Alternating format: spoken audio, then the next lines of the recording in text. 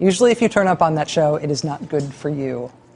There was one time when The Daily Show dinged the show, for something that I said about the Obama administration's response to an international crisis. Jon Stewart dinged me. I didn't think I deserved it, and I dinged back. And then he won, because Jon Stewart is better than what men make. So if women don't make less than men? Actually, if you start looking at the numbers, Rachel, there are lots of reasons for that. Wait. Well, don't tell me the reasons are. Do women make less than men for doing the same work?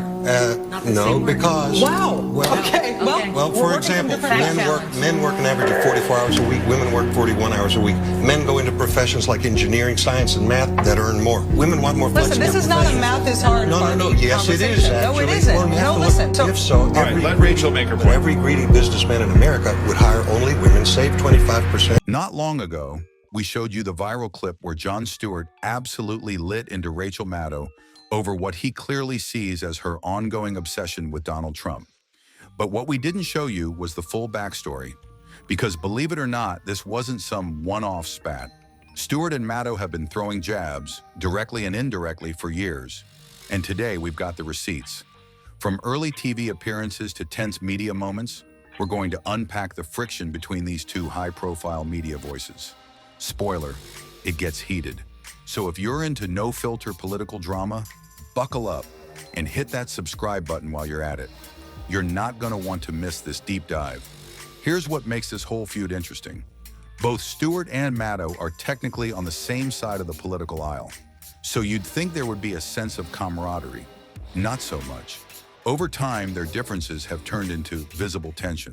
Stewart, known for his biting but balanced satire, has grown increasingly annoyed by Maddow's relentless hyper-focus on Trump. To him, not every headline deserves DEFCON 1 level outrage.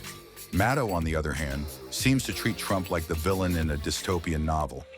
Every move he makes is the end of democracy as we know it. That's where the friction begins.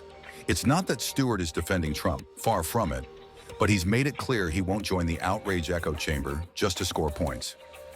Maddow, it seems, expects ideological loyalty. Stewart offers critical thinking instead. And when he pushes back, it rattles her. Maddow, after all, has built a career on intense, often sanctimonious monologues. Her style is less discussion, more sermon. Disagree with her? You're not just wrong, you're dangerous, uninformed, maybe even morally bankrupt.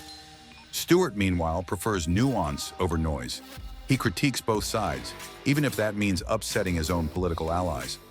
He's not afraid to say that the far left sometimes veers into self-righteous absurdity. Maddow doesn't like that. It's easier to frame opposition as the enemy. Stewart won't play along, and that makes him a threat. This isn't just theory either. We've seen it happen, on her own show no less. Maddow has hosted guests expecting applause and backup, only to be intellectually outmatched live on air. One example?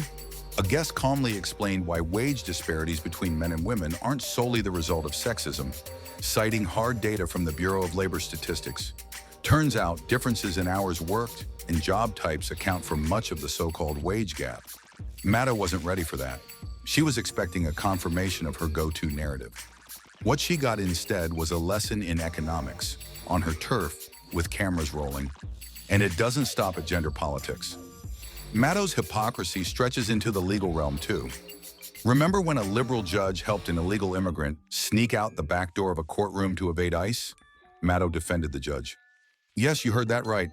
2 American citizens were reportedly assaulted by the suspect. ICE showed up, and a judge helped the guy escape. Maddow's response? Shrug and defend. Because apparently enforcing immigration law is now cruel, but helping a violent offender evade arrest is just compassion. Jon Stewart would never defend that nonsense. And that's the core of the conflict. Stewart doesn't give passes based on party lines. Maddow absolutely does. In fact, when it's one of her ideological allies, Maddow will twist herself into a rhetorical pretzel to justify nearly anything. But when it's someone she disagrees with, she goes full scorched earth. It's not critique, it's character assassination. Stewart sees the problem here, because when you lose the ability to distinguish between real corruption and people you just don't like, you stop being a journalist and start becoming a propagandist. That's why Stewart calling her out is such a big deal. He's not some Fox News pundit. He's a longtime voice of the progressive left. And when someone like him calls foul on Rachel Maddow, that cuts deep, because it's not just criticism, it's exposure. Rachel Maddow, to her credit, is good at what she does. But what she does is push a very specific worldview, tightly controlled and heavily curated. Stewart's style is messier, yes, but also more honest. He doesn't try to be a savior or a symbol. He just wants to cut through the noise. And for Maddow, that kind of clarity is threatening. Because once you peel back the polished packaging, the big words, the dramatic pauses, what you're left with isn't journalism. It's ideology wrapped in theatrics. And Stewart's not afraid to say it out loud. And when he does, it's clear. The emperor might still be wearing glasses, but she's not wearing much else. Would you like a follow-up paragraph to expand even further? Honestly, no one should be shocked by the left's response at this point. It's become almost comically predictable. Take President Biden's famous line, "No one is above the law." He said it with a straight face when asked if he'd intervene if his son Hunter was found guilty. But when Hunter actually was convicted, that line disappeared faster than Hunter's laptop files. Biden reversed course and handed out clemency like it was a party favor. So much for respecting the legal system he claimed to uphold. The double standard couldn't be more blatant. If it were a Republican's kid in the hot seat, there'd be riots, think pieces, and calls for resignations. But when it's Biden's own son, suddenly the story becomes one of compassion and personal struggles. It's not leadership, it's selective justice. And let's be real, people like Rachel Maddow know exactly what they're doing. They're not uninformed, they're just willfully dishonest. Again and again, Maddow and others in the media have shown that political loyalty outweighs moral consistency. They'll twist themselves into knots defending criminals if it helps their narrative, even if it means throwing basic law and order under the bus. Advocating for fair treatment is one thing. We should all want a fair justice system, but deliberately ignoring laws, excusing violent acts, or shielding individuals from accountability just because they check the right political boxes, that's not justice. That's cowardice dressed up as progressivism. And what's worse, we now live in a world where simply wanting border security or supporting law enforcement somehow makes you controversial. To people like Maddow, standing up for American safety is seen as xenophobic, while bending over backwards to justify the actions of violent criminals is praised as nuanced. When an illegal immigrant commits a crime, the story isn't about the victims. It's about protecting the optics. That's not empathy, that's enabling. And Americans are seeing through it. That's why trust in the media continues to tank. It's not just bias, it's betrayal.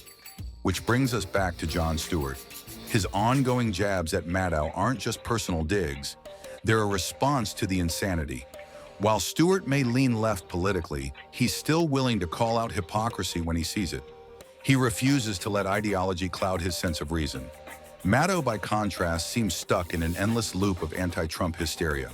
She's still covering him like he's in office, as if every headline revolves around his shadow. Meanwhile, Stewart's trying to have a conversation about what's happening now. And that's the difference. He's grounded in reality. She's caught in a never-ending feedback loop. And that's where the tension lies. Stewart isn't trying to be a hero, he's just allergic to nonsense.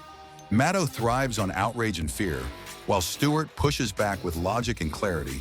It's not a war of left versus right. It's a battle between reason and emotional manipulation.